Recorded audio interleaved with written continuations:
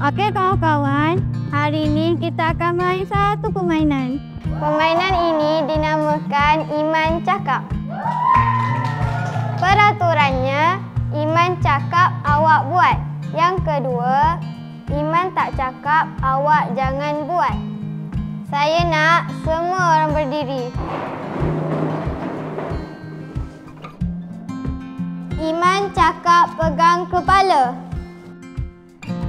Iman cakap, pegang hidung. Pegang mulut.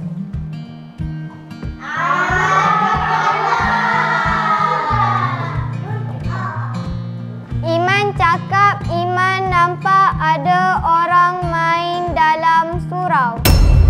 Allahu Akbar, la ilaha illallah. Allahu Akbar.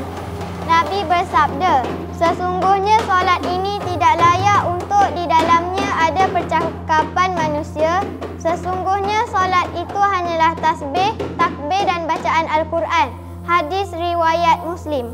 Iman cakap, Iman tak suka orang yang tidak menjaga kata-kata. Cikgu, kenapa masukkan Iman dalam tim bicara irama kita? Apa masalahnya, Kai? Masalahnya dia membaca pun tak pandai. Dahlah kelas hujung. Tak apalah, bagilah Iman peluang. Lagipun, dia tu sebagai konduktor. Cikgu, dia lembablah cikgu. Seorang Muslim yang sejati ialah apabila orang lain sempat daripada kejahatan lidah dan tangannya. Hadis riwayat Al-Bukhari dan Muslim.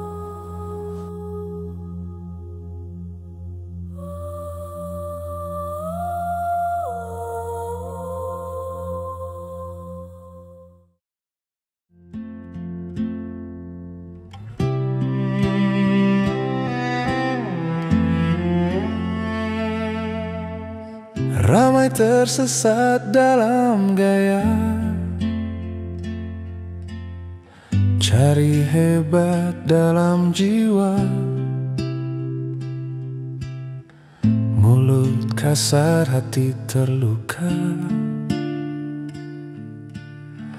Konon kuat tapi derita.